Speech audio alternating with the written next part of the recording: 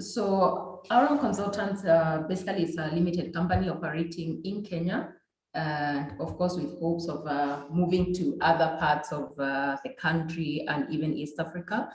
And our mission is to partner with our clients to transform today's challenges into tomorrow's success. We have realized a lot of business people have challenges when it comes to the human capital, and our goal is to provide the needed expertise in supporting those businesses to ensure, again, that they do their business well without much of challenges. It looks like I'm stuck. Sorry about that. So I will just go to the challenges we resolve. One, we've again noticed that our clients sometimes experience a lot of challenges when it comes to legal and statutory compliance. Application of the labor laws, we noted that recently we had an enactment or an amendment of the labor laws. And again, sometimes as business people, as HR professionals, we get caught up and we don't realize that sometimes labor laws have changed. And our role is to also ensure that our clients understand that and they do the application of the laws when it comes to the employment environment. Again, with businesses, for them to grow, we need efficient business processes, and we come in to help you make sure you have effective and efficient business processes. Again, to make sure your business is moving forward. The other challenge we resolve, of course, is talent management. Anyone who has dealt with people, we realize that it's not easy to manage people. And of course, sometimes you need the expertise, especially in the work environment, to know how to manage people in the right way. And our solutions, of course, are tailored towards that, where we help you implement the legal framework of the Employment Act or laws. We also create the systems for you and help you implement those systems. And we also do offer financial indemnity for business risks. Any business that is operating in any environment, there are risks that are involved in it. So it's important for us to understand what are those risks and how do we mitigate the same risks, and we come and help you support the same. Our business is actually a biblical entrepreneurial business where our principles are based on godly principles, and we anchor our belief in Romans 13:1-3, and we say, let every soul be subject to the governing authorities, for there is no authority except from God, and the authorities that exist are appointed by God. So in any organization, you will find there are authorities that are there. And of course, we help make sure that, you know, whatever authorities have been put in place, we are all working within that framework to make sure there's a respect that help us to exist in the right way. And our services include HR outsourcing, HR administration, recruitment, training, payroll administration, and we also do risk assessment and advisory. We also work towards giving back to the community, where we do a program we call the Recruit Internship Training Program. And this is a 12-week training program where we give back to the community through training the young generation that have come from college. They don't necessarily have the necessary skills to help them settle in the work environment. And we put them through a training program. We help them get proper internships so that they're able to actually practice what it is that they're learning from the classroom. We also do neighborhood initiatives where we support neighborhood activities like cleanup, like visiting different institutions that need our support. And of course, we offer academic scholarships to the needy children. So in basic terms, that is what we do as an organization. And our contacts are there. You can check us out on our website, www.auramconsultants.co.ke. Our email is consult@auramconsultants.co.ke, and our number is right there, 0111 465 659. You can also get us on our social media handles at Auram Consultants on Facebook and YouTube as well as YouTube. So thank you very much and welcome into today's learning. Over to you, Anthony.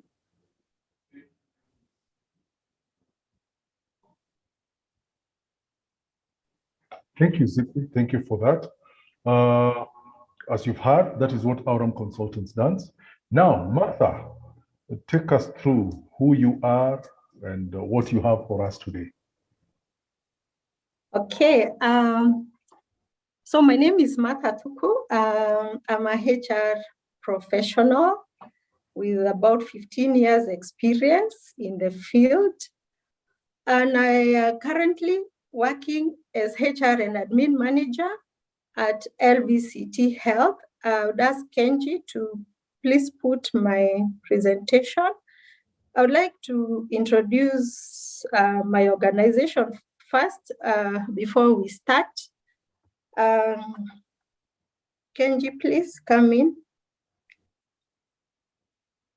So, as I said, I work as HR and admin manager for LVCT Health, which is a Kenyan non-profit organization. We support the government in the fight against HIV and AIDS. That's what majorly we do. Our mission is to reduce new infections and increase equitable access to quality health services, especially for the needy people who can't afford. Our mission is to empower healthy communities. Now, we have various things we do in LVCT Health. Apart from the HIV initiatives, we also have other initiatives because we want to reach out to everyone. For the youth, we have a hotline called 1-to-1. It gives free information on HIV, AIDS, sexuality, sexual reproductive health. You can log into the website lvcthealth.org and you'll find how you can, your children, or if there's a youth person listening, how you can benefit from this because it's free of charge. We're also very big in counseling. We thrive in this. We are proud of what we are doing in our counseling services. We give personal therapy, individual therapy. We also counsel marriage couples. We do group therapy. And for this season of COVID, there have been a lot of issues of mental health.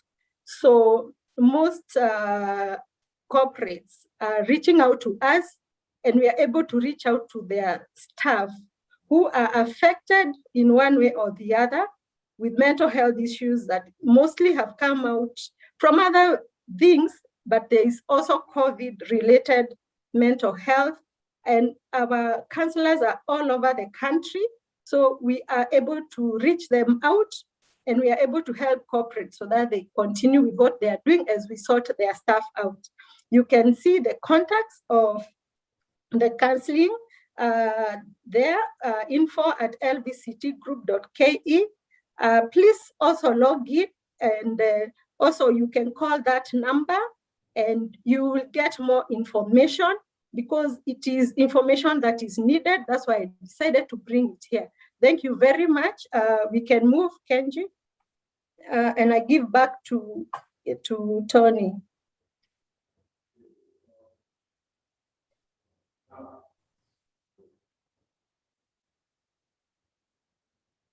Tony, you're muted. Sorry for that. Yes, thank you, Martha. Thank you for that intro. At least now we know what LVCT does, what you do. It's good to know that you do have couples therapy, for example. A lot of people have been going through a lot of challenges this past one year plus. Individuals, even issues to do with youth being able to call you on a hotline for that. That's a very important point to note. Now, as we say today, now let's get to what we were coming to do today. We're coming to discuss about employee engagement. Now, to our listeners, to those who have logged in and to our viewers on Facebook, probably somebody would want to understand what is employee engagement? What is this business all about? As you know, employee engagement is different from employee satisfaction.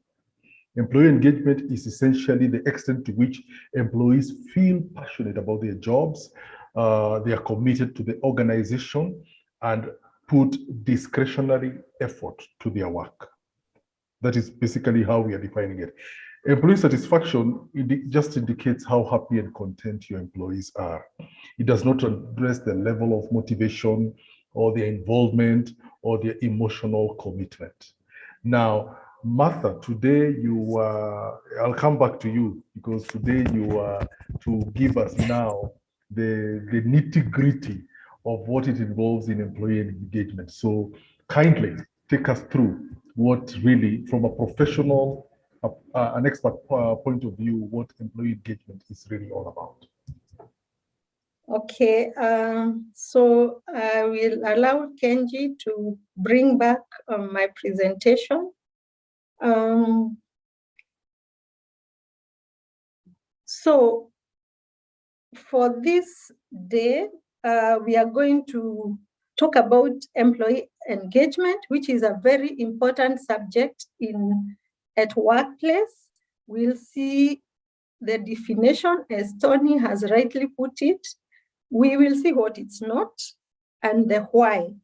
We'll also see the internal and external factors that impact employee engagement and how organizations ensure engaged and motivated employees. We'll also maybe discuss a bit about how to create a work environment that encourages employee engagement, and finally, how we can use job design to ensure engaged workforce. Thank you. So as Tony rightly put it, employee engagement is simply the extent to which employees feel passionate about their jobs. It is a workplace approach, and it resulting in the right conditions. Please note, we have put right conditions, because if you don't have right conditions, then you are not able to bring in employee engagement for all members of the organization to give their best every day. There's a management lead that I keep referring to, David McLeod. He describes this as about how we create the conditions in which employees offer more of their capability and potential. I am a believer in the fact that everyone has something to offer. If they are given the right environment, everyone is able to give the best of their potential. And for you and me, it's getting up in the morning and thinking, okay, great, I'm awake. What am I doing? Where am I going to work? And that positive energy of knowing that you're going to work today, you have some great ideas to offer, and you know how to do it well, meaning that you are looking forward to seeing your team and helping them work well today. That's really an engaged person. Employee engagement can be measured, it can be nurtured. So for the organizations who do not have it, you can bring it in and it can be nurtured. So it can start from somewhere. And at the same time, it can actually be lost or thrown away if there's no management commitment to this. And as we continue, we are really just giving information, and I thank God for the viewers. Please, if you have something to add, you can put it in a chat box and we can have a discussion, and my colleague Zippy will help me add on to this, to whatever we are discussing today. Kenji, let's go.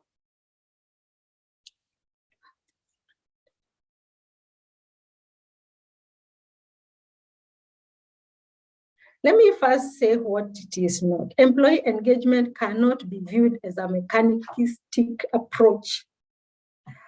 You cannot manipulate employees' commitment and emotions. Some people are so, what is the word? You know, there are some people, some managers who are slave drivers, and they want to give targets and they want employees to commit to those targets emotionally and even work-wise? It is not that. And it is important to note that when you do that, very quickly, employees see it through you, and they can quickly become cynical and disillusioned, and they will not give it their best. So you'll just be having substandard work because people are just meeting their targets. Thank you. And Zippy, if you have something to add, please, you can stop me.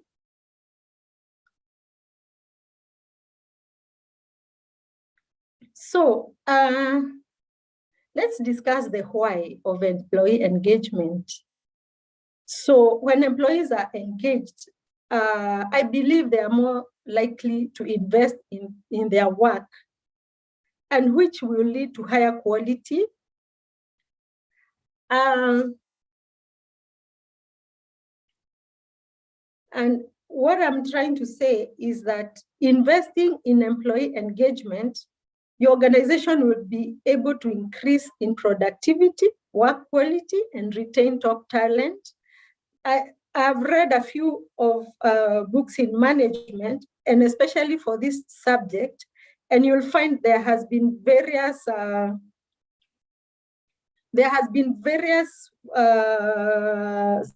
research that has been done on employee engagement, and this is what has come up. So Kenji is okay because I can share the slides. Is that okay with you?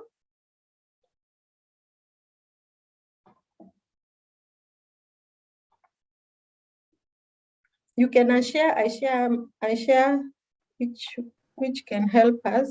Sorry, Martha. I think there's a delay on my end. Let me just share. I'll be fine.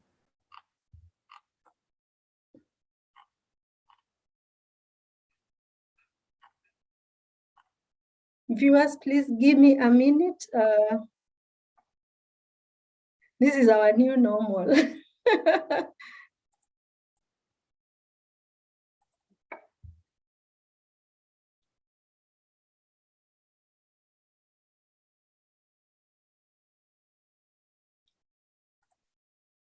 Can you see them?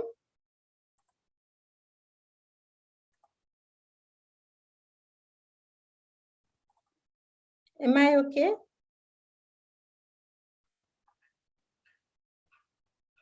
Kenji, can you see my slides? We can see you, Martha. Okay. Yes, we can. Click on present. Thank you. Okay.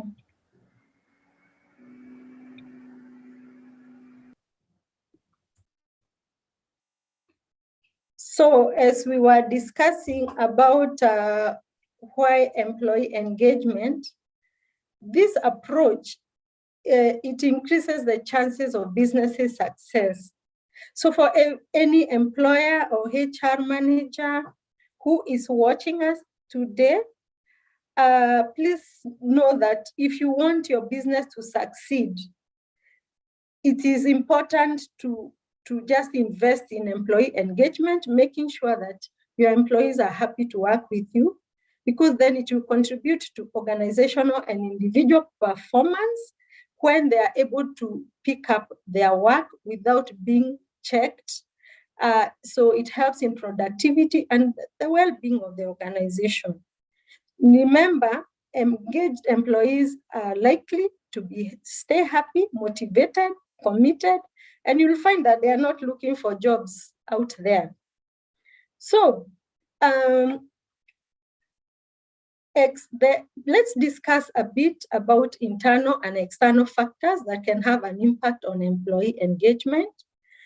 For internal, the organizational culture, as I have said, employee engagement is a direct outcome of strong company culture. So the stronger your organization culture is, the better employees understand what is expected of them and what they are working towards. Remember, every organization needs to have a strategy. every organization needs to have a direction. So no one is working haphazardly. You can never have engaged employees when they come in the morning not knowing what they are working towards. They go back home in the evening and they are so tired and no one is able to trace what they did. Another thing is the management style. So employees will exhibit more diligence when they know who to report to. So there needs to be a chain of command, decision-making authority over them.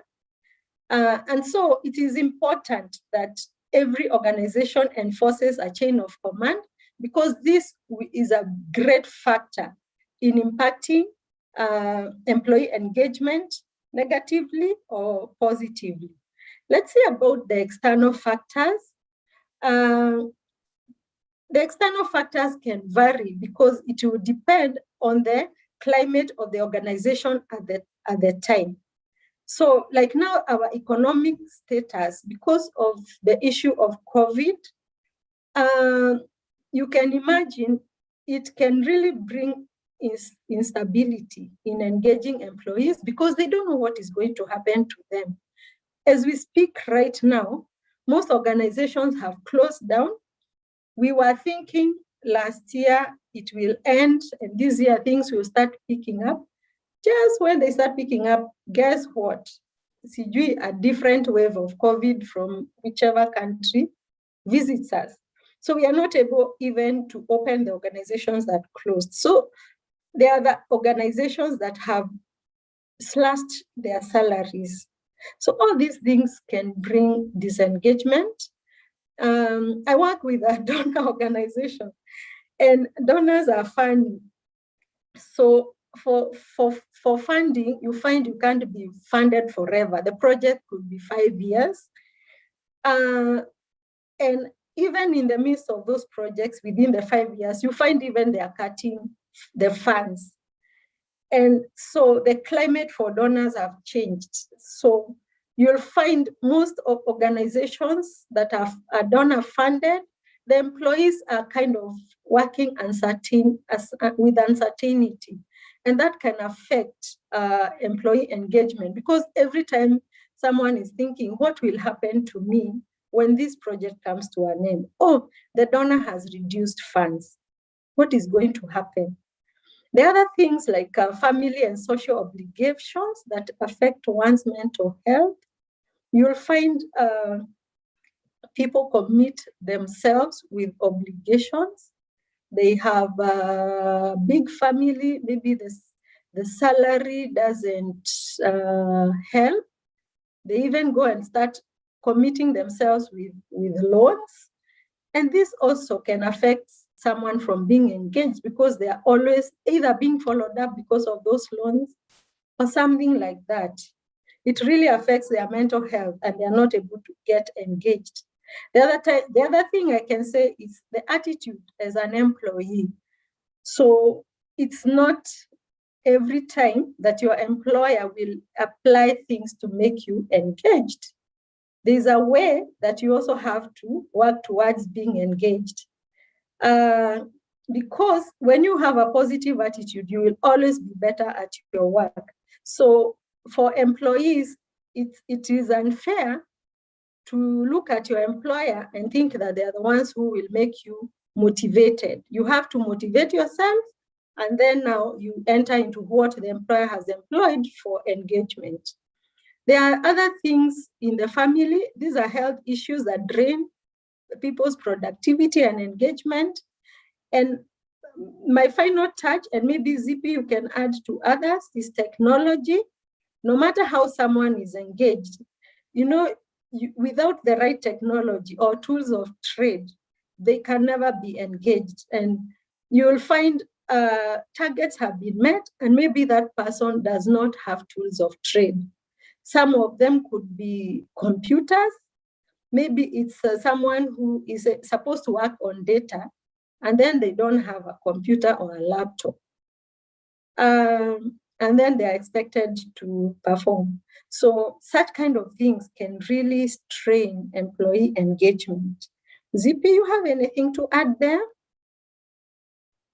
No, Martha, I'm good. I think probably to just mention something on the internal factors and is to just strengthen what you said earlier, and especially when employees don't know the channel of command or the chain of command, and it brings about confusion. And again, that confusion brings about disengagement where employees don't know who they're reporting to, or they have confusing reporting lines that end up conflicting, and we end up dealing with conflict at work.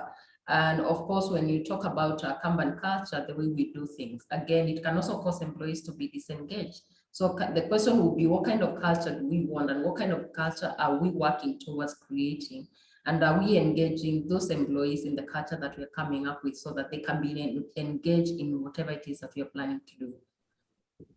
Thanks, ZP. And when we speak about the reporting and all, it starts from the basics. And it is very important for the employee to know what their work is in that organization. That's why job descriptions are very important.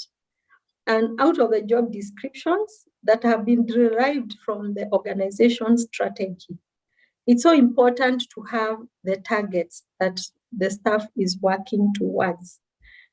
So that will just remove any awkwardness of someone coming to work. Then they go home so tired. But if you ask them what they did, they can't even trace it.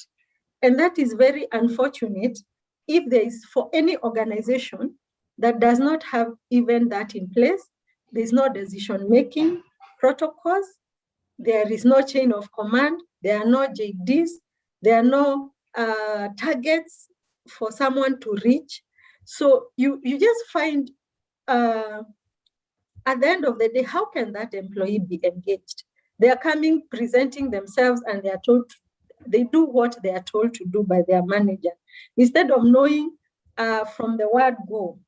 Like for me, when I'm going home in the evening, I already have a plan of the things I'll do tomorrow.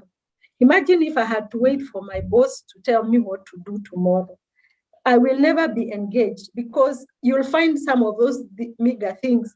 Like somewhere I worked when I was very young, I had just finished school.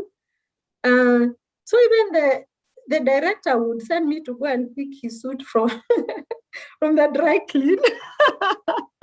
So I was wondering whether that was part of my job, but I would do it. If the director wants lunch, I had just finished school, I go and buy him lunch. So that cannot bring employee engagement, because I don't know what is in my table for that day. So it's very important for these things we are talking about.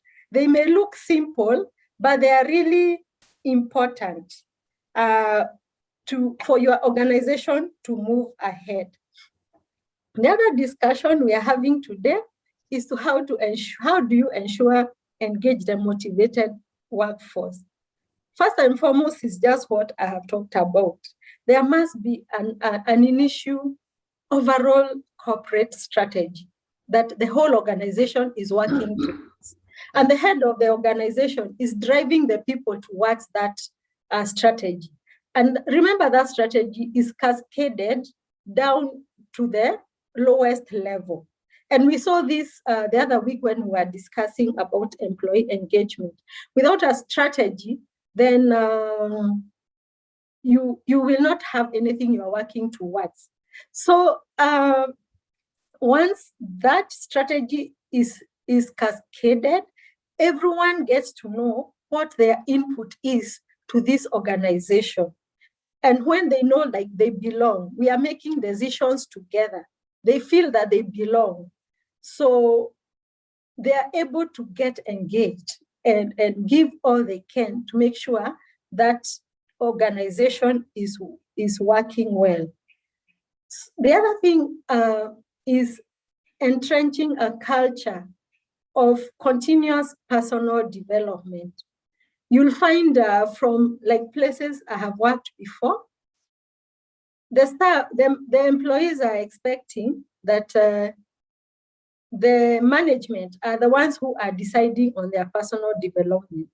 And that is a bit not right. Actually, it's not right, because it is each and every individual responsibility to own their personal development. But for the organization, they can create an atmosphere where personal development is encouraged. And in some of the organizations I have worked for, I don't know whether Zippy and Tony, where you have worked, you have had, when you are doing your key performance areas, one of the things that you are going to be measured on is what you have planned for your own personal development that year. So that's an enabling organization. It can bring things that will help your personal development, but at the same time, it is enabling you and actually tasking you to ensure you have personal development. The other thing I would mention is create a psychological safety, especially like now where there are issues with the economies all over the world. You'll find that there can be issues of mental health because of the unknown. And because of this, the organizations need to invest more on ensuring that their staff are psychologically safe. In my organization, we actually have a mental health. Okay, as I said, we do counseling on mental health for the corporates, but also for the organization. Our staff are able to have their issues solved without even us in HR knowing what is going on.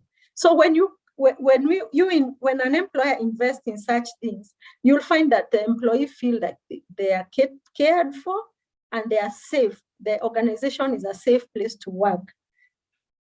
I can never overemphasize on the issue of teamwork and collaboration. For managers who are listening to us, the issue of teamwork is very important. I have worked before where managers do not want to encourage teams because they fear that these people can perform better than them and then they lose their job. I tell myself, it's always good to have someone who can replace you. It's always good to work yourself out of your job, because I'm a firm believer that every person can be at some place for so long. And then you work yourself out of that job. You build someone and God is faithful. He's able to give you something bigger, because then that job becomes too small for you. And then you find you have nothing else to offer. But then someone who is under you, they have something to offer. So when you're working as a team and they know what is happening, they're able to just continue if you were to leave. The other thing organizations kind of not do is about rewarding and recognizing team and their hard work. Okay, financial times are hard. You will find most employees will think rewarding and recognizing is monetary. And it doesn't have to be. If your organization can afford, that is okay. You can put some money in an envelope and reward the staff. But there are some things that really touch the heart, like even an email for a manager. If your staff has done well, it's good to just write an email and say, thank you for the assignment you did. You did very well. I worked in an organization where we even had some small papers. We had, what did we used to call them? I forget the name, but they were just to recognize you. They are called Heart of Gold. So when you're happy with someone, you just write that thing and go and place it on their desk. They come in the morning and they find their manager has recognized them for what they have done. So you'll find most staff would pin those things just next to them on their desk or on the wall. And it's very rewarding. So don't think money only.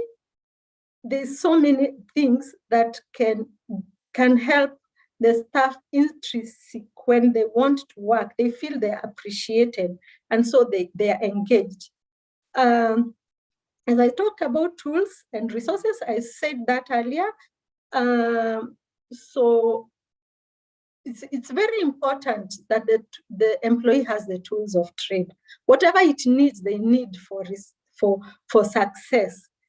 That is the role of the organization, to ensure that they build up the staff for success by providing tools for work. And then encouraging creativity. For me, I work in a diverse, dynamic organization. Creativity is really encouraged. And when it is your thing, you run with it. You will only refer where you need a bit of help. And that really brings, you find people want to engage in many things, because then they have room to expand and bring out their potential without anyone limiting them. And for managers, regular periodic meetings with your staff is so important. Even for the head of the organization, I always feel that when the staff feels they are in touch, even with the topmost, they feel they belong in that organization. I don't know what ZP you have done, but for where I've come from and even where I work, like our executive director has a 3-monthly call. Right now we have to do virtual with all the staff, and our organization is big. We have offices as far as Western, all the way to the border of Tanzania, and then many in Nairobi. And you can imagine one morning, from morning, the executive director is talking to these people and receiving feedback from them. So the information now is not top down, it becomes bottom up, because they are the ones on the ground. And when they air their issues during that forum, you feel the staff are feeling engaged. They look forward for that meeting. And you will find that they are so engaged in doing their thing, even when they are giving that feedback. This is someone who is giving what they are going through, or what they have attempted, what has worked, what has failed, because then the management do not have the answers at the top. They're the ones who have the resources down there. They're the ones who are with the customers, and they're the ones who know what is good and what is not working. So that forum is very good, and it is encouraged. There are other things that we can discuss about creating work environment that encourages employee engagement. Because we said it is a powerful factor in business success. Engaged employees are more productive. They are customer focused, and for the profit organizations, they generate profit. Mostly, the employers will likely want to retain those people. It's always, for HRs, you hear these words from the directors most often, that we don't want to lose this person. It's because they're adding value and because they are engaged. So employee engagement is a key strategic commitment that drives employee performance, accomplishments, and continuous improvement. So what are the factors that influence employees to stay engaged?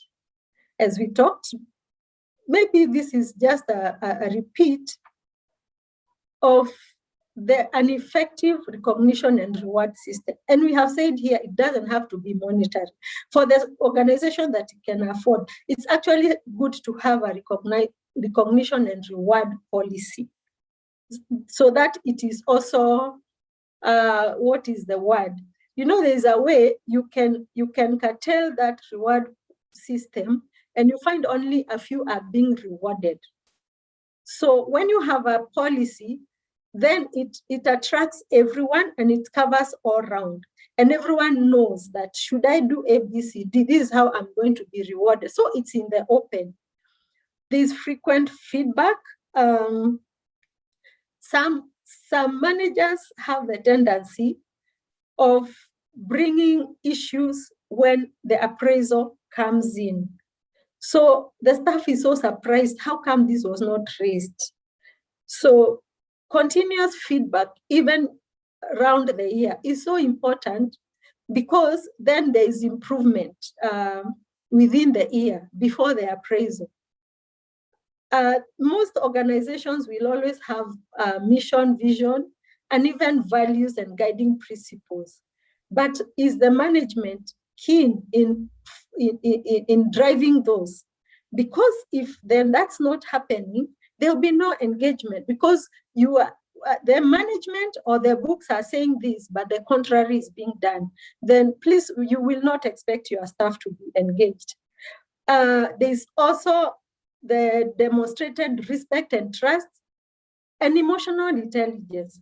So when the staff can trust and the leaders of the organization, you'll find there will be respect and they feel they belong in that organization. And promoting positive relationships with co-workers is really encouraged. And the final thing I can talk about here is autonomy. So it's very important to give employees things to do, and you let them do them. So they may not do it your way, but there's the end result. How is the end result? And then you get to see that person's thinking process. And once they find that you are appreciating the decisions they have made, they will definitely be engaged. So in an engaging environment, there are some key factors that can come to play. And one of them, as we talked about, is business strategy. So if you have a business strategy that is well defined and everyone knows what they are supposed to do, how do you keep them engaged throughout the whole relationship? For me, like where I work, we review everyone's performance. We have monthly meetings for departmental, and we have quarterly meetings for the whole organization, where we come together and everyone is bringing in their data on where they are at. This keeps the staff engaged, because then we check whether within those meetings we are able to know whether we are actually in line with the strategy. And it's in those meetings when we find like we are out of line, then we are able to bring each other back. If the targets are less, then we are able to kind of do some RRI to help step up in our performance. So employee engagement must always focus on business results. It cannot be personal. Most employees are always engaged when they feel accountable. And then they see, when they look at their performance and the outcomes, and they're happy to see what they have delivered. The other thing is to know that employee engagement happens when goals of the business are aligned with the employee's goal. And I will still stress the business strategy that is cascaded to the employee for their day-to-day. But as this day-to-day must be in line with the business goal. It glues and holds the strategic objectives of the employees and the business together. And brings effective communication that helps inform the employee at the level of practice of their job. So at no point is the employee not aware or not sure what they are supposed to do.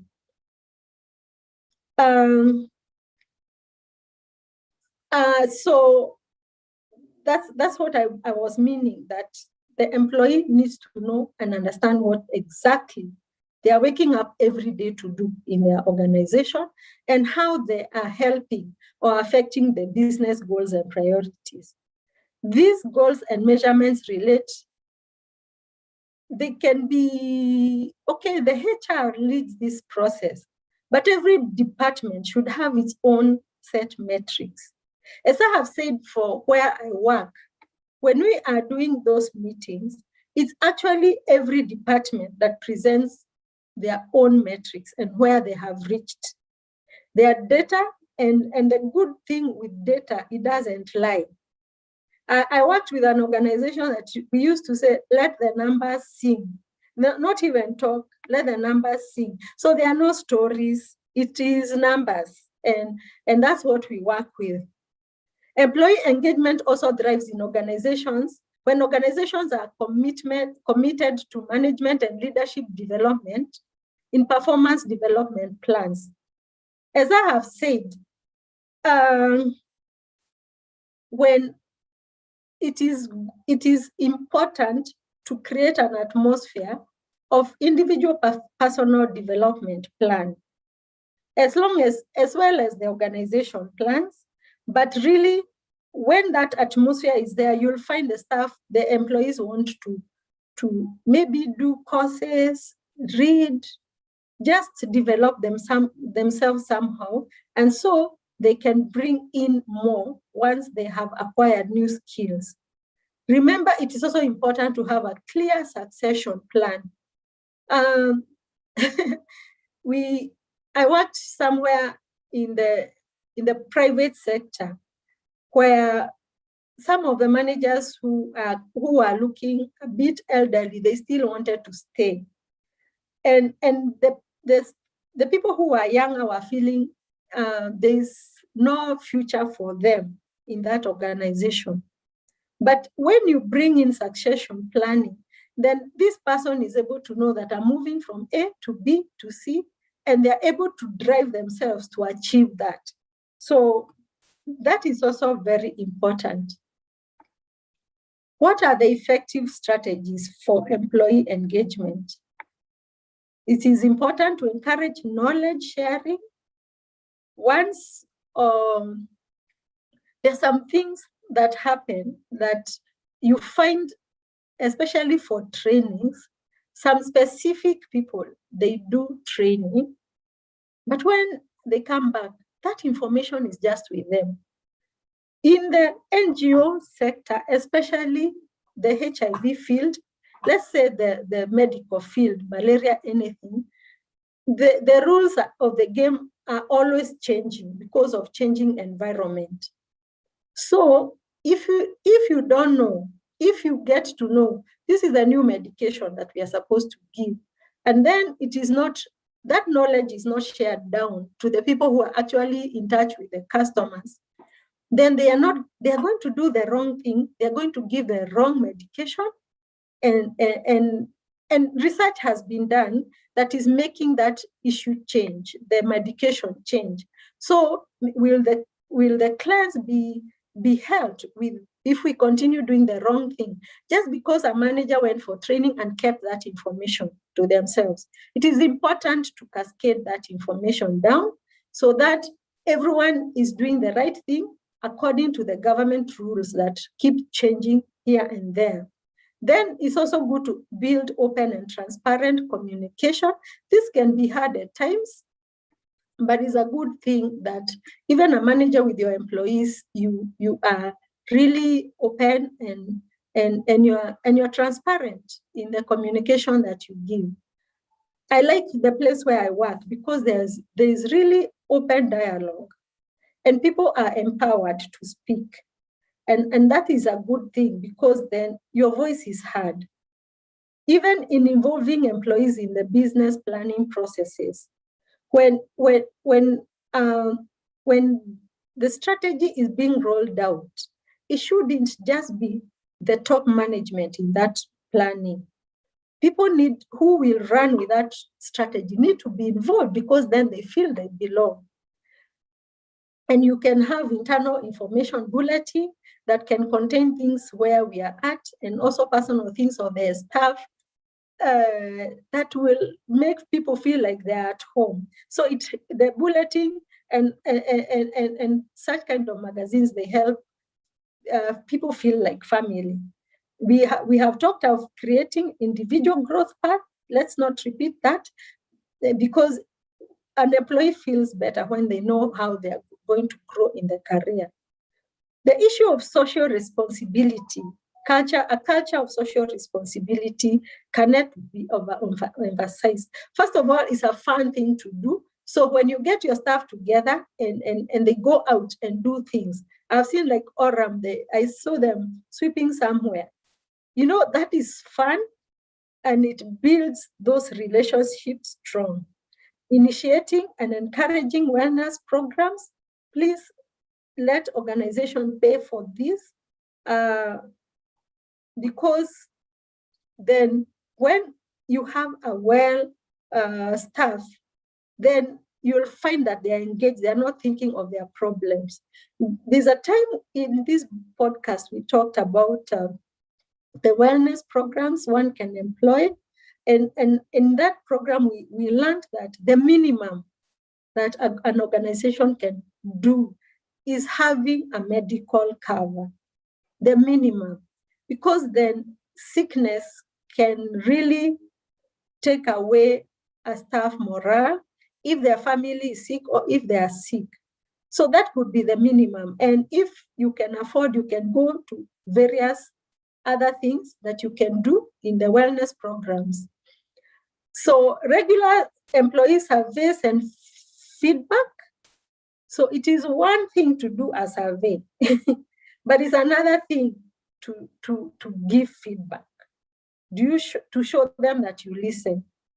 It is very good that when a survey is done, it's good to bring out that data and have a meeting with the staff and just discuss the results of those surveys and the things that are affecting them that are critical, and they come out in that survey.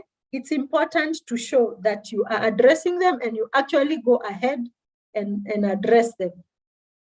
We have talked about encouraging learning initiatives. It is good to incorporate a culture of continuous learning. Coaching is a good thing because you help the employee be able to produce the power within them. So if also the organization can foster a culture of coaching, it helps in employee engagement. It's not always to tell. At times it's good when even someone comes and asks you about something. It's good to ask them, what do you think we should do? And you let them think through, and you let them, what they have come up with, let them go and try it, and then they come and give you feedback. When you do that continuously, then you find you have empowered that staff. So it doesn't have to be a book coaching thing. It can be what you do day to day to make an employee remove the power within them by themselves. Salary is an issue within organizations. So it is important to have a well-defined compensation structure and let it be open also. So we don't want to have where this person is known by the director, so wanaenda kaside talk hivi ama anampeleka lunch or takes them for coffee, and that's where they discuss hey, please could I have my salary added? And then the manager comes and adds that salary. That can bring employee disengagement, because then some employees will think it's only the people who are known by the director who get salary raise. It is not good for organization environment. It's not a good culture. We, in this forum, would want to encourage managers not to practice that, but instead have a competitive and well-defined compensation structure. I know I'm in this grade, my salary is this. And it is equitable with the people who are in my kind of grade. We have talked about recognition and reward systems and what you can do to just keep your staff engaged by thanking them and sending them to emails or something like this, or taking them out for lunch. And if the organization can allow, then the money, the finances are there, then even some token of appreciation will be good. The other thing is to be fair and realistic, not to show that you love some employees more than others. That can create a bad culture.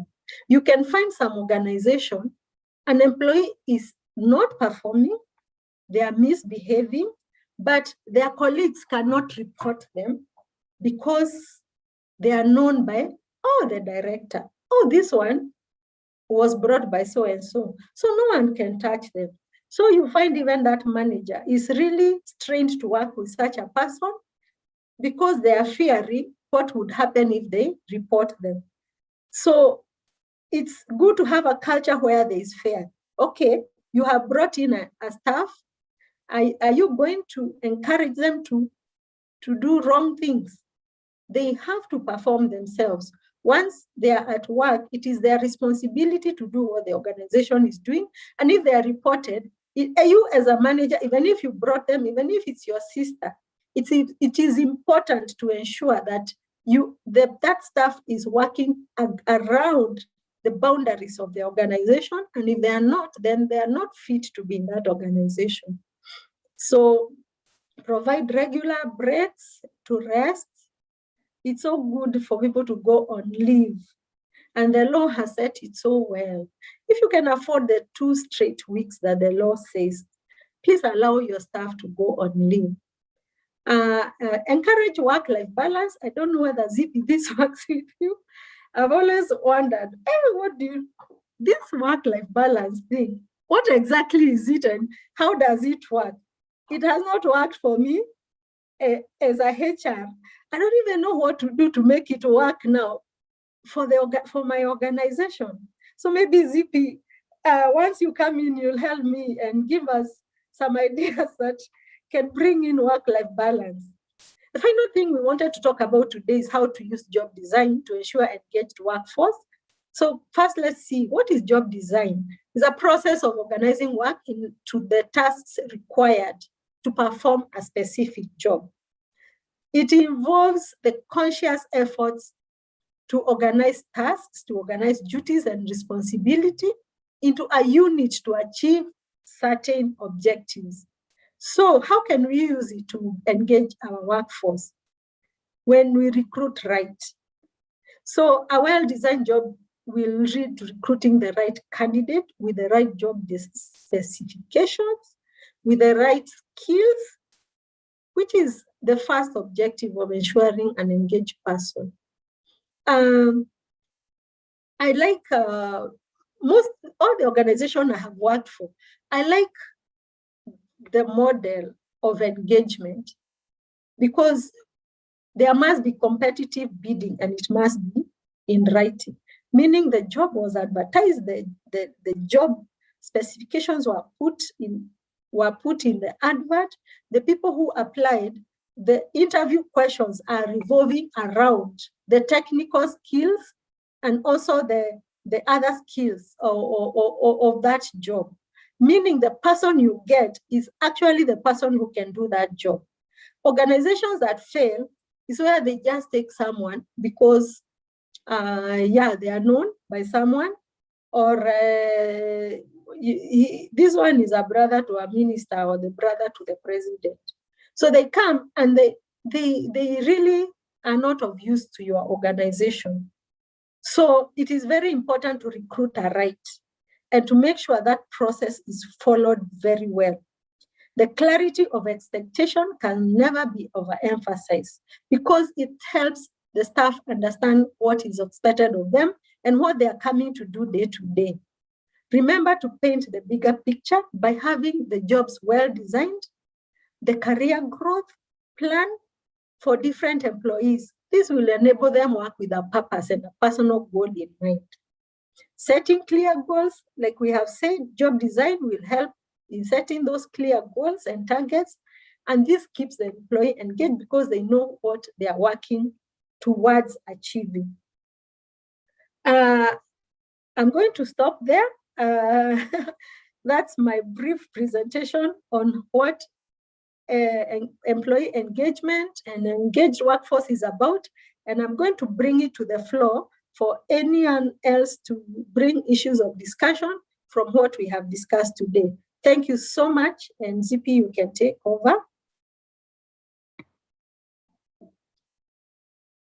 Well, thank you, Mother, for that brilliant presentation, well thought out.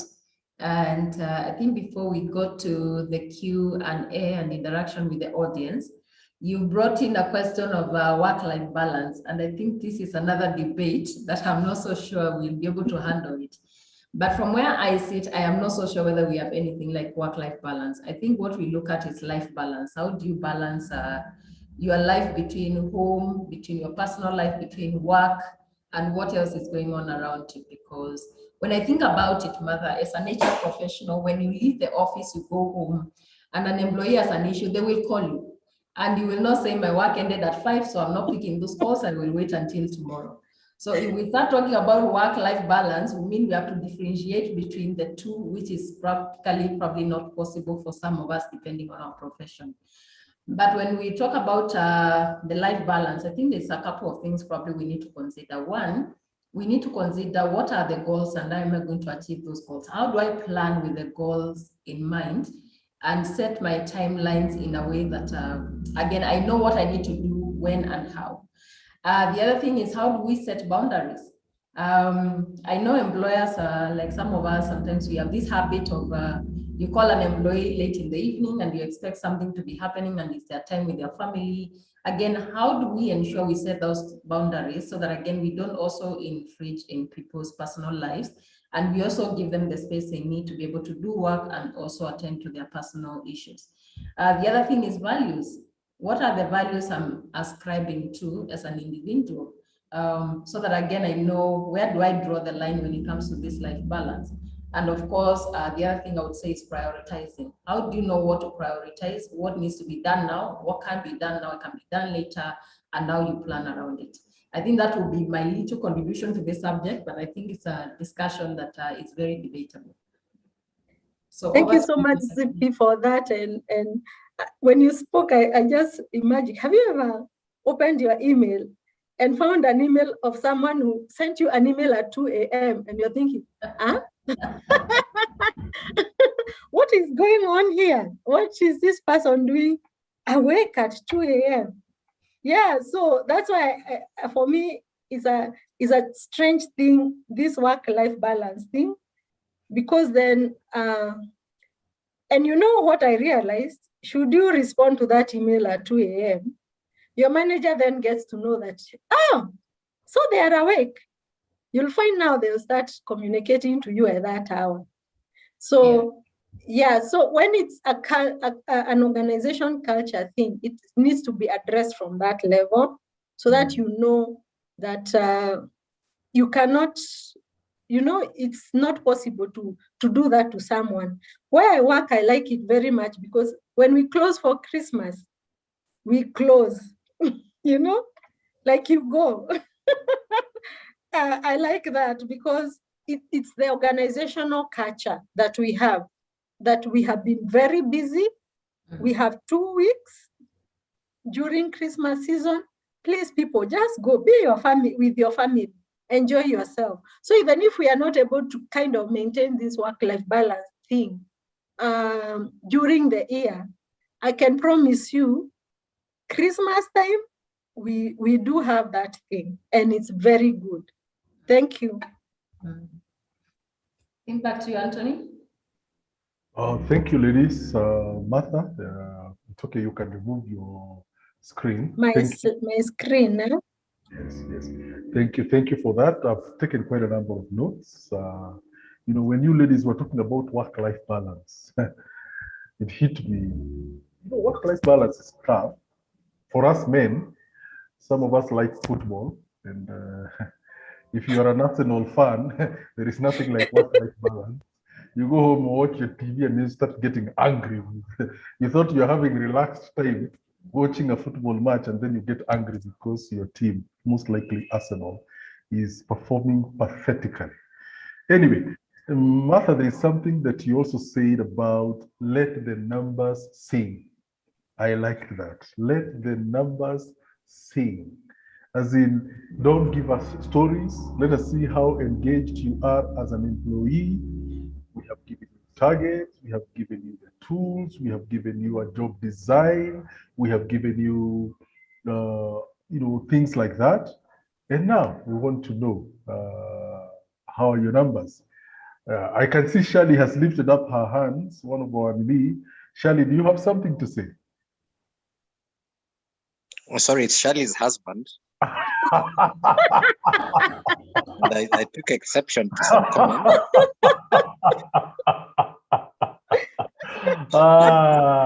I just needed to let you know that I'm here and I'm listening keenly. So I'll let that slide. However, sorry, Mr. No, it's okay. I know. I knew I was poking somebody somewhere. I was hoping someone like there was Abel, there's Josephat. I suspected Mr. Nyamori could be in the background. I was poking a hole somewhere, knowing that. I joined incognito so that I can know what your sentiments are, and now I've known. Anyway, I was going to make a comment and maybe probably ask. Yeah, sure. To ask Martha and Zippy to comment on exit plans. I know we talked about succession plans and people growing old in the organization, and obviously they don't want to leave because they probably still want to have a livelihood. Mm-hmm.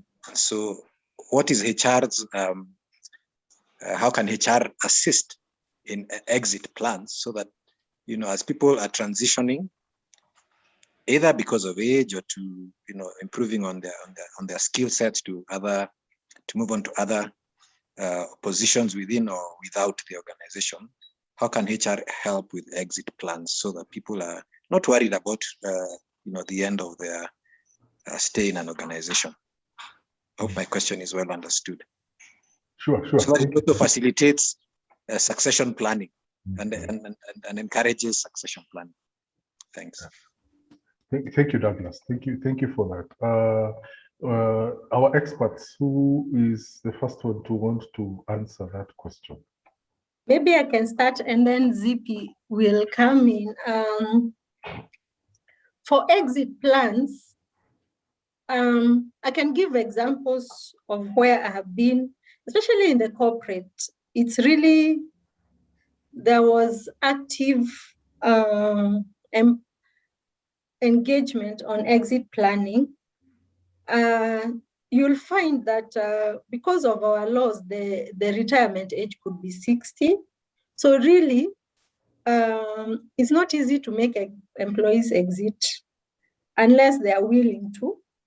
So they would come up with this, what we used to call it, voluntary early retirement. The good thing with that is that it helped some people who want to leave when they feel like they need now to relax. The flip side was that the people who actually would apply for that voluntary are young people, because they're going to get some big head shake and they're going to go and get a job somewhere else. So the organization is still left with the people that they were really trying to target. But that organization would actually target some people and give them a good thing to go back.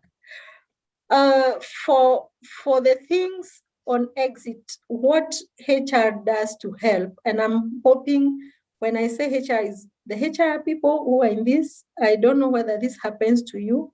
It's good to bring in plans to prepare people for exit. Because let me talk about the NGO sector, which I said it's very, what is the word? The jobs are not secure.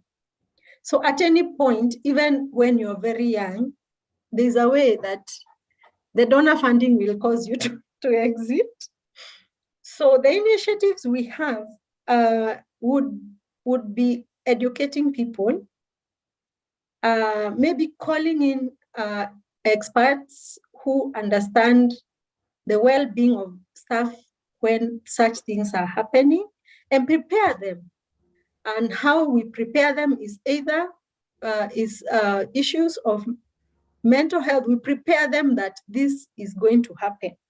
And you prepare the staff that way. And there are experts who do that. HR can do but there are experts who do that. We also prepare them on financial management. So you receive this salary every month. When you are working, especially with an NGO, what are you doing with that salary? There's an organization we actually would go ahead and meet all staff. We go region to region and meet all staff and ask them, what are your plans? Should we not win another project? What are your plans?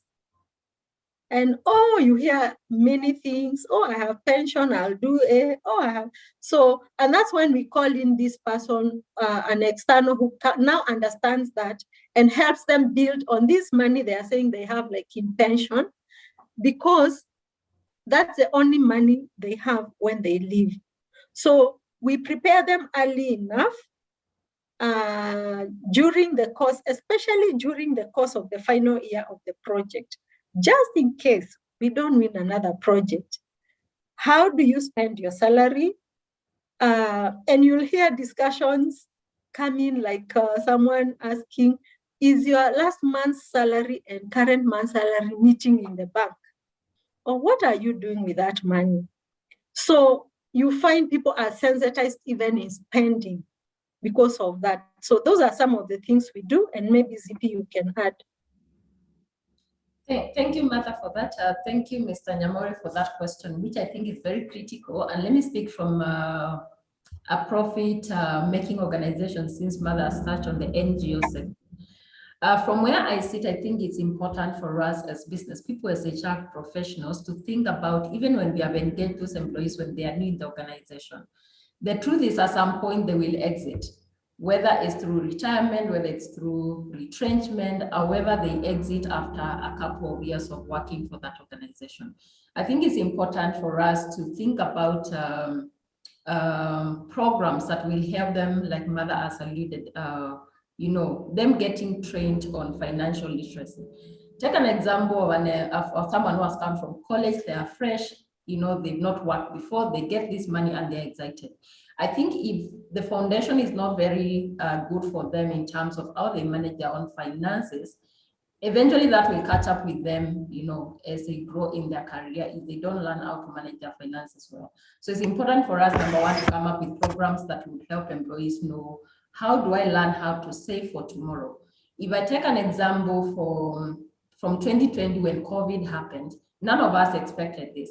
Yet a lot of employees were actually affected. Some of them had to exit, and these were forced exits, where again, you're exiting the organization, but you are not prepared for it. So I think if we prepare our employees from an early time to know how or what options they have in terms of saving and having better financial management for their resources, that would be a good way as HRs to come in and support them. The other thing I'm thinking about, if it's an issue of, for example, is a retirement or there's a retrenchment that is coming, then again, how do we engage these employees? I mean, do we wait until the last minute to tell them that they're not going to continue working, or do we let them know when there's time and engage counseling, training, and help them transition? Sometimes, and this personally, I have done a lot when I've worked with people when I have had to let people go. And sometimes it's very difficult from an HR perspective, knowing that this person is leaving, they might not have a livelihood tomorrow. It's engaging them regularly and getting to pick their minds on how they're processing this information, and probably also giving them, wisdom and counsel, and giving them even success examples of probably people who have exited and they've taken this from a positive angle, and they have been able to move on with life and pick up other areas where they can be able to succeed on. So I think it's a whole, it's looking at it from a bigger perspective than just an employee's exiting. I think it's from looking at it from an employee comes into the organization, how do we start preparing them? If we know they're going to exit in another 1 month or 2 months, then how do we engage counseling and coaching to help them transition and be able to deal with it? I've seen scenarios, and this especially from our older parents, where they retire and they work for the last 30, 40 years, and it's coming as a shock to them that they are retiring and they don't know what it is that they're going to do with their life after work. So again, important for us to help them transition and know how to plan their life when they're not going to wake up every morning and go to the office environment.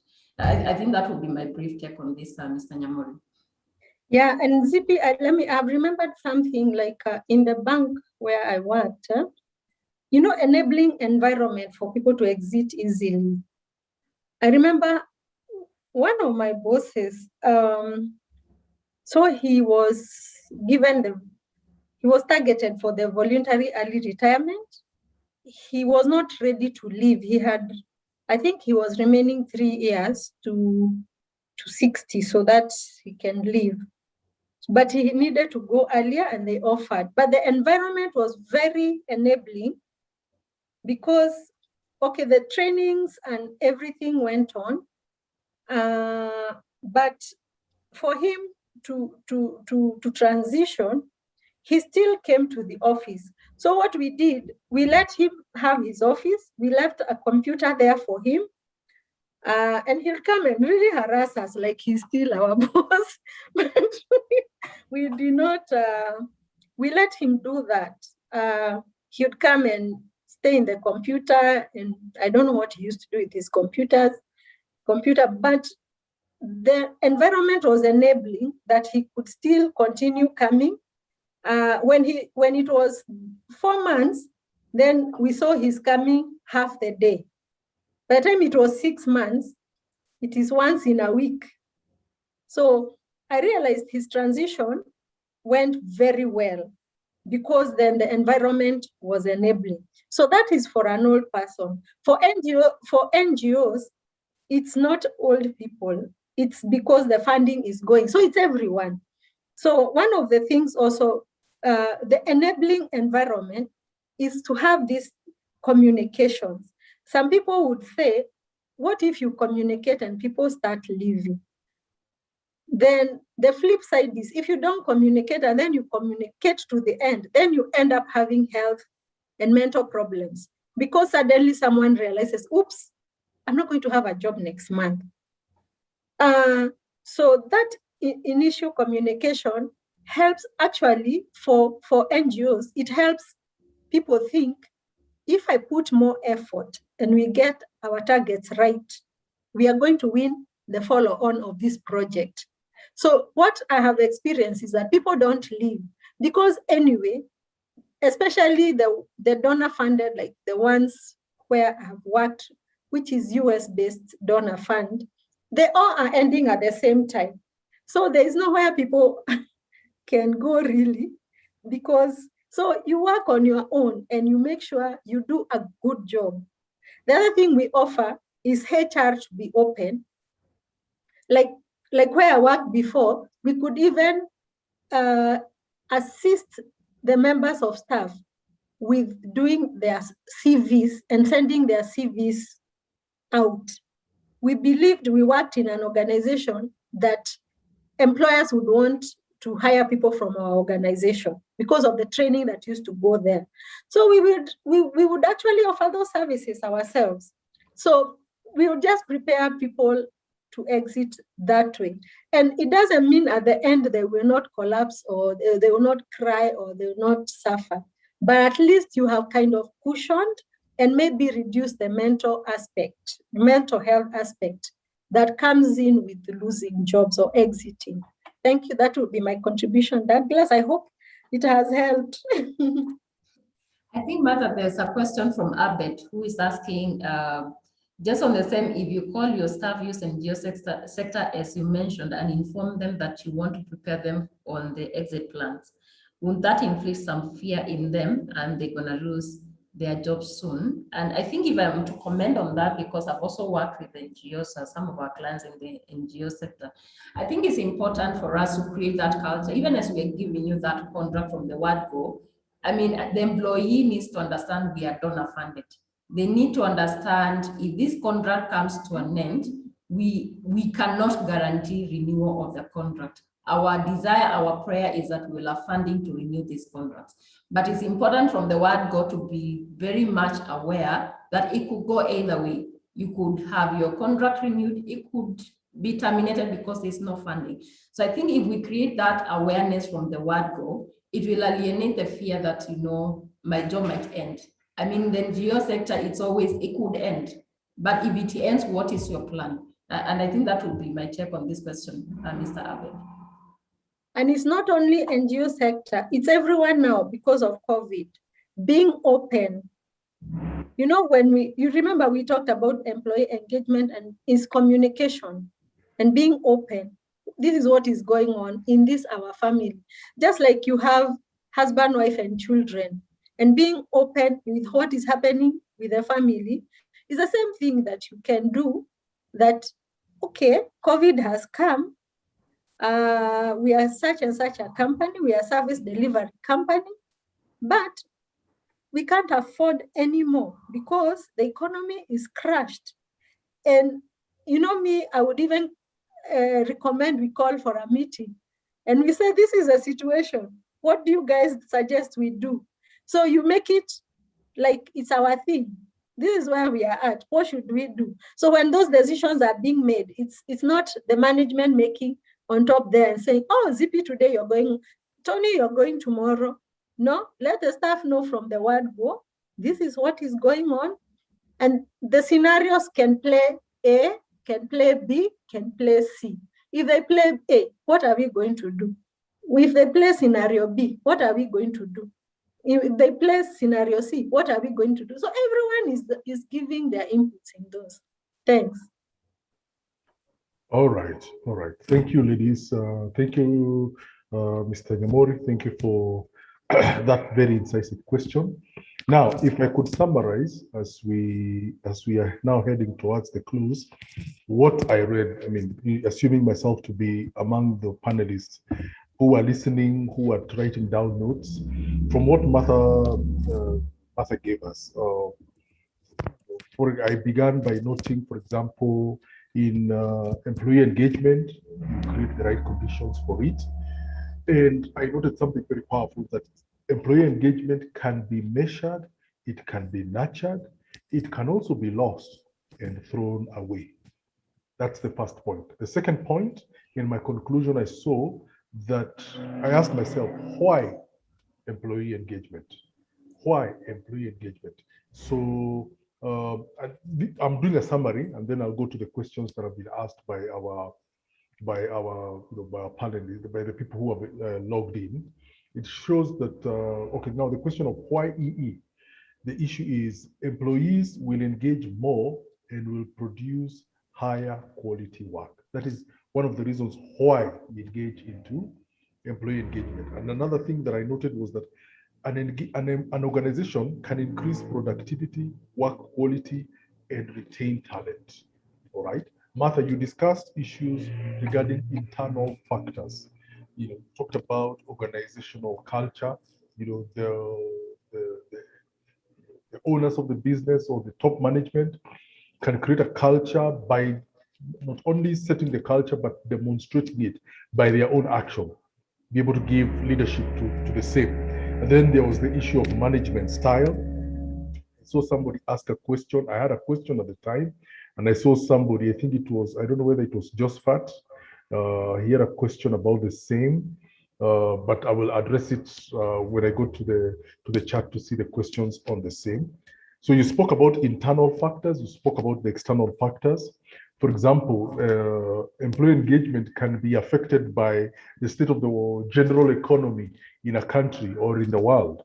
Right now, the state of the COVID pandemic has really created a very unstable economy across the world, and especially here in Kenya, where, unlike in the West, where people are given some sort of subsidy to keep them going, here it is you and God and for us all.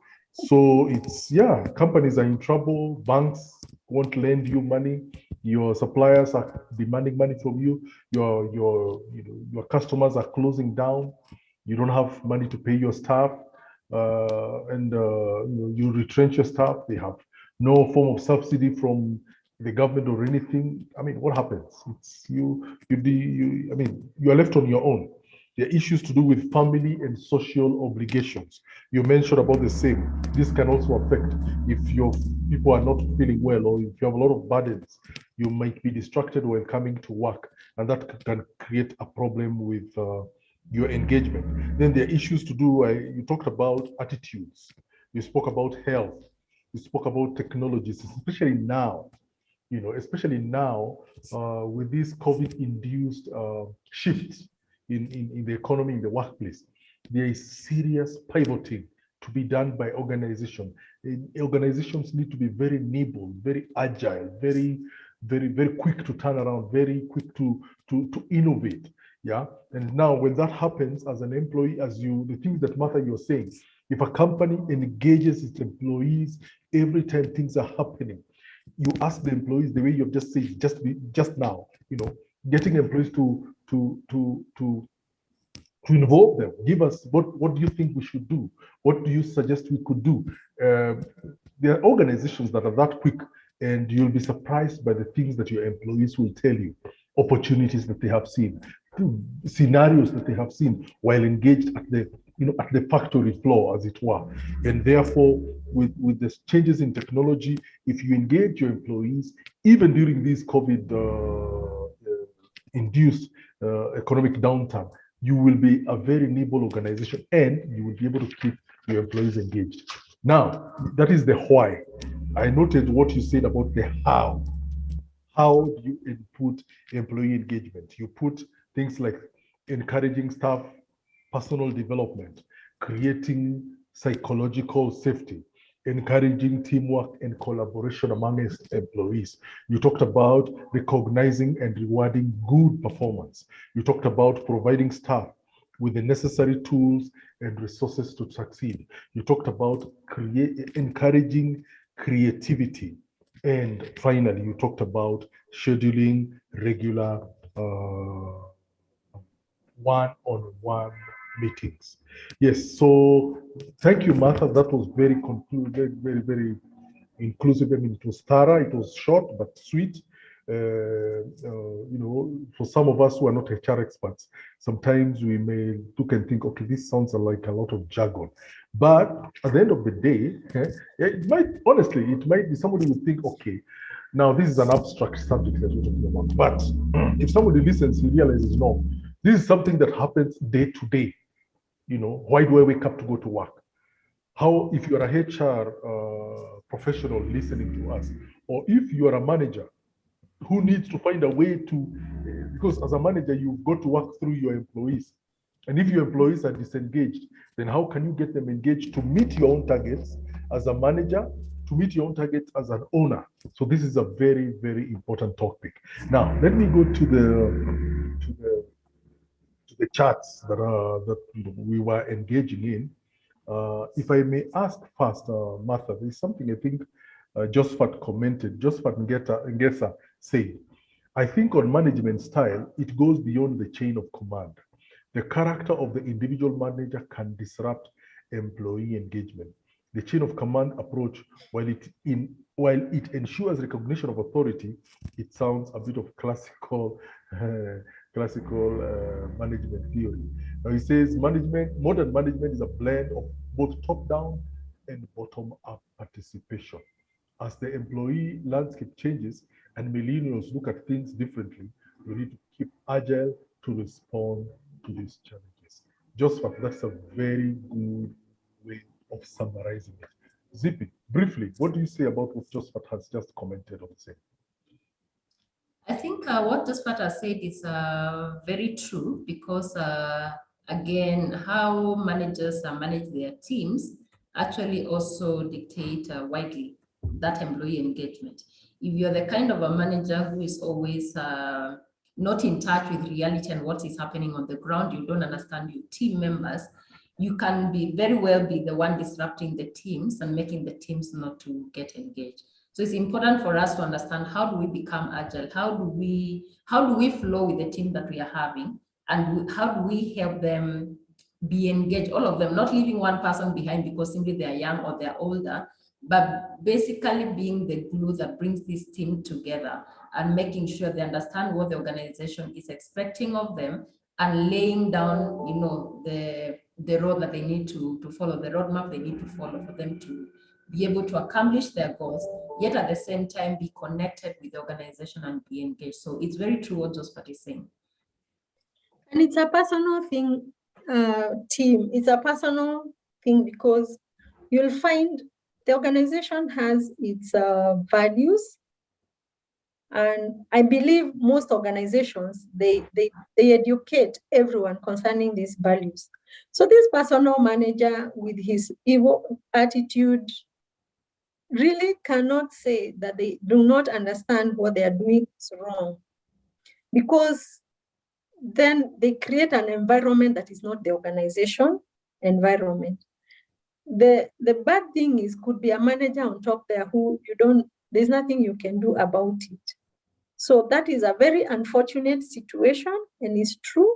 We have such managers, and they do not promote employee engagement, and they are not representing the organization. They are just representing their own what is it called? Empire, just to feel strong, just harassing someone. They feel it's like something in their heart tweaks when they harass Tony, when they harass this person. So if such managers are able to know that they are not representing the organization, because then that staff has nowhere else to go. Imagine if that manager is the executive director. That person is finished, because every day their face is long. They don't know what to expect that day. Everything they do is wrong.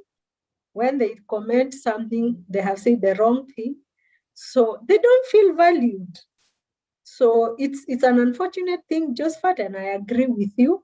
And you find such a person, if they exit, can you imagine if they were taken? What I have noticed, you can find even in the performance appraisal. This manager, the performance appraisal on him is so bad. Then these employees are a new manager. Now their performance appraisal stops. So as a HR, you are looking at these two scenarios and you're thinking, what happened? So then you realize there are good managers and there are bad managers who are able to evaluate objectively, and others are not able to evaluate objectively, mostly because of personal issues or issues they have at home that they bring to their office. Thanks. And I think if you could allow me, Anthony, to also say something else, and this is actually the core of what we do as an organization, training. I think sometimes we need to ask ourselves when we are promoting managers as HRs and as business people, what are we using to promote these people? Is there any measure we're using to promote these people? Again, we might promote people based on their capability and skills and all that, but do they have the people leadership skills? One of the trainings I found ourselves doing a lot is HR for non-HR managers. You will find the middle level managers are the ones actually who drive the agenda of the business. They are the same ones who make sure employees are engaged. So if they don't have the necessary skills and they are not equipped on people management skills, then you will find actually these are the same managers who antagonize the staff, who make the work environment become very toxic and become very unbearable, and we start losing very good staff. So I would say it's very important for us to actually invest in training these middle-level managers on how to manage teams. Of course, if it's an exceptional case where this is a manager who is completely not able to manage the teams well, then as an organization and as a top management, we need to ask the question, do we really need this person leading this team, or do we need to get another solution? Anthony. Thank you, Denise. That's a good response to the issue of management style. I also commented and said, engaged employees, they don't have to be those at the top. Even a cleaner or a messenger can be so engaged that the company values them very highly. I know Zippy, there was a time you were working for a company, and there was one guy there who was a messenger. And the way that gentleman used to do his job was such that I remember you telling me the top management valued that messenger so much that they would even, I don't think they wanted that particular messenger to leave. You can imagine, a messenger is very dispensable. I mean, you think about it, a messenger, a cleaner is so dispensable, but because of the attitude they have to work, the management is thinking, no, we don't need this guy to leave. You even give him an increment just to keep him there. So that's just an example. Now, going to something else. Joyce Musila asked a question, but I think Martha answered this one. Joyce Priscilla asked, is if an organization invests in employee training and development, how can then the organization ensure the employees remain? Martha, you had answered this as you were discussing. I don't know whether you saw this. You spoke about, just to give you what I heard, is that once you train employees and either choose to remain, they can either choose to remain or they can choose to leave. But as an organization, you create a reputation in the market that the people who pass through your organization are well trained. The people who work in who come through your hands are really good. So what happens? You create another effect of people wanting to come in to your organization because one, they know first and foremost, I will be well trained. Two, that organization, obviously, if you're being well trained, it means the organization is doing well in its mission and vision in whatever it wants to do. And three, if I ever need to exit, then I have a good CV. I remember back in the 90s, working back then it was Barclays Bank and Standard Chartered banks. These were the two biggest banks in Kenya. And it was known, if you have somebody who has left Barclays or Standard Chartered, they are first class. They are well trained in whatever area, whether they are cashiers, whether they are low level officers, clerks, whether they are managers, they are first class. What happened then? It created a demand for people to go and work for these two organizations. So, Joyce, in my own way, just to answer what Martha said, I don't know, probably Martha, you can add something there, but Joyce, the other thing maybe we can do, especially if the organization has actively even paid for that training, it's also good to introduce something like locking the staff for 1 year, that if you take this training, you sign in advance before the training starts. The form you're signing is that if you go through this training, you'll not be allowed to leave the organization within a span of so long. So you decide what that time period is. Mostly it is 1 year. So it's also good to introduce that locking, because then the skill they have learned, they first need to implement it in the organization that paid for the training before they go and shine somewhere else. Yeah, thanks. That's what I can add on that. And I totally agree with what Martha you have said. A situation where you need to agree with the employee that if we are taking you through this training, then this is the expectation for you to give us back. And of course, I've seen that scenarios where if that employee leaves, then they might have to actually reimburse the company the cost of that training. But I think it's also important for us to also realize, try ignorance when you have not trained your employees. Yeah. It's like garbage in, garbage out. So if you expect an employee to give you the best, you need to train them. If you don't train them for the fear of they will leave, then they will actually give you a substandard service because they might not understand what is expected. So whether we like it or not, training, we cannot run away from it. The question will be then, how do we ensure that training benefits the organization once we take the employees through that training?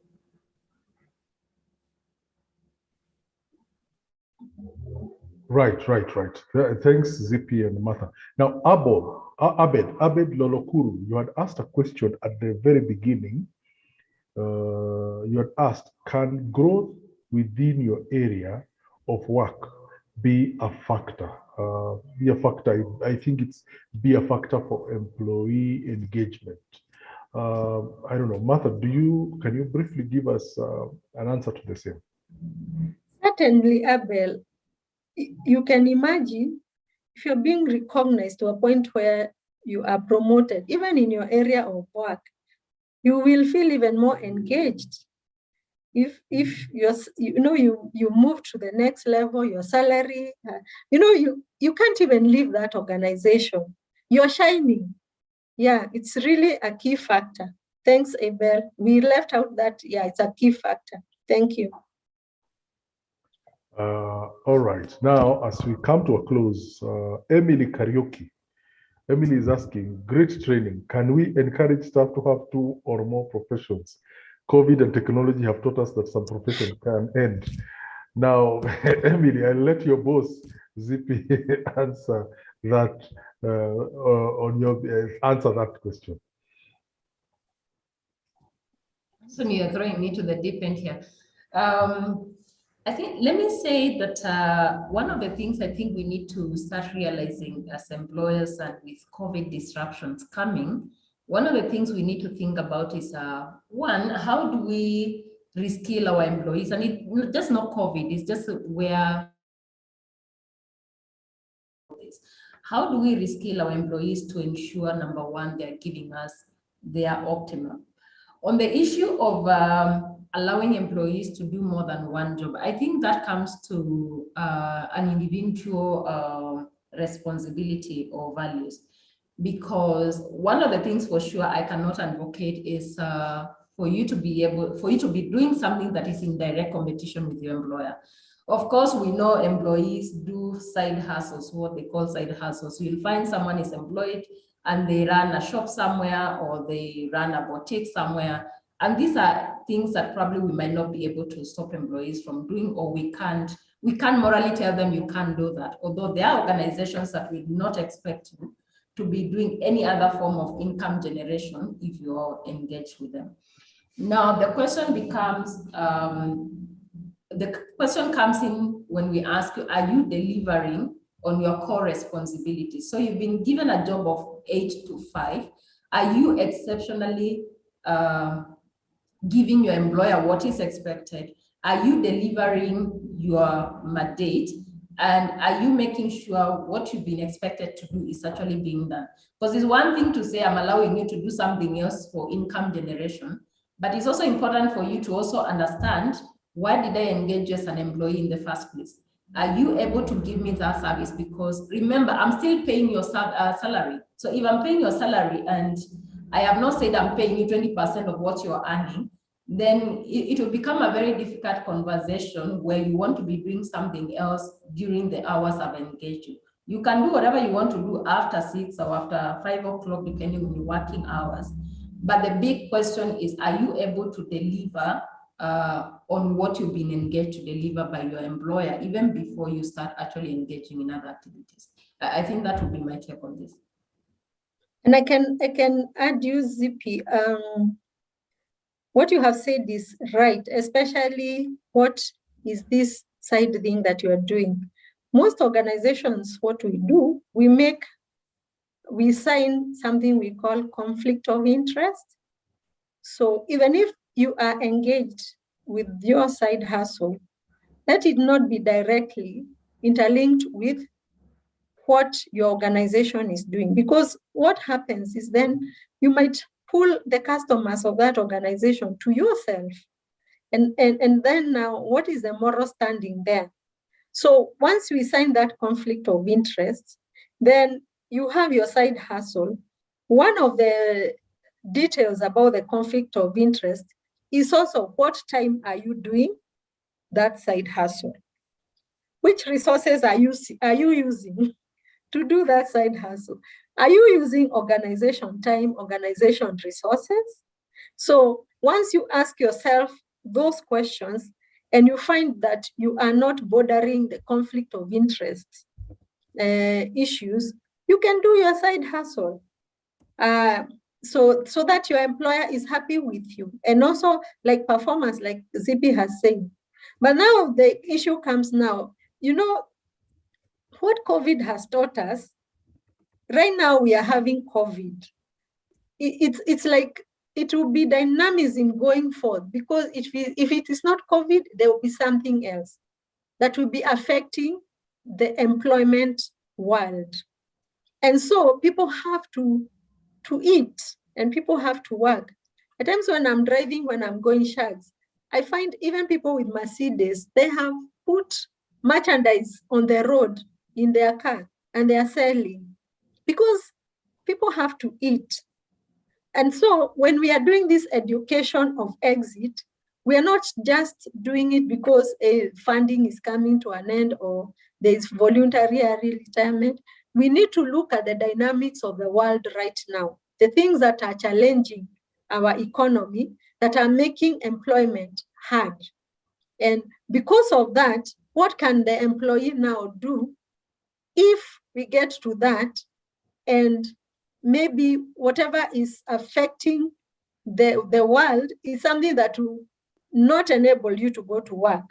It's something that will not enable the organization to continue. What can that employee do? So it's a really a mindset change, because we cannot operate like we have been operating before. It's business unusual. So those are the things that need to be discussed on the table and in an open way. So if I'm having a side hustle that I need to do, I need to also be open that this is what I'm doing. Let the organization check and see whether it is bordering conflict of interest, and then we have those discussions from there. But when you do it outside by yourself, and then the organization get to know, and then it's bordering conflict of interest, then you don't look honest. Yeah, that's what I would contribute to that. All right. Thank you, Mark. Thank you all for the very interesting questions that we've asked, comments that have been thrown in. Thank you, Martha. Thank you, Zippy. Our time is coming to an end. Thank you for the way you've taught us and given us ideas, or opened this topic of employee engagement really well. Now, anyone listening to us live on YouTube, in this podcast, now at least you have an idea of what employee engagement really is, the responsibility that both the employer and the employee have in making this thing work. We really appreciate all of you for logging in, for coming in to listen to us today. If you'd like to know more about Autumn Consultants, you can find us, as Zippy had said in the beginning, on YouTube. You can find us on the World Wide Web, www.armconsultants.co.ke. You can find us on LinkedIn. Our contacts, as you can see there on the chart, have been put by Zippy. Email contacts, the phone contacts, and all. But above all, what we want to encourage every one of us listening, at the end of the day, COVID has simply accelerated trends that have been taking place over the last 5-6 years. Issues to do with what they call disruption, creative distraction, models that we used to work 10 years ago, where you knew if you get a job, that's it.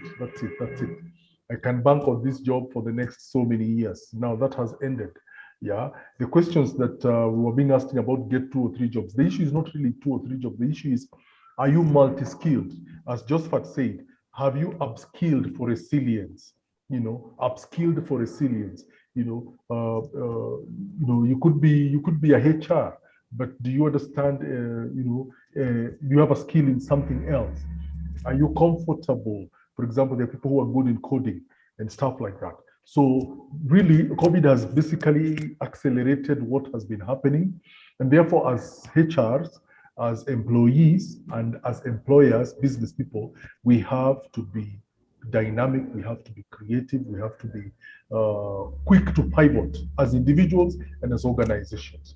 So we want to appreciate you all for logging in. Thank you for taking your 2 hours of Labor Day with us here. We really appreciate. We know, there's stuff to do. As much as many of us can't go to Shags, but at least you could do something. You could put a barbecue out there in the garden and enjoy your meat. Could be preparing a barbecue out there. So thank you very much, everyone, for logging in, both on YouTube, on Facebook, on this particular channel. We really appreciate. We look forward to a fresh theme this coming month, this month of May. So Martha, asante sana. Thank you for giving us a brilliant presentation. Yeah, Zippy, I don't know, you have a few words to say as we close. Thank you, Anthony. To our viewers, thank you so much. We look forward to hosting you again next Saturday, same time, same place.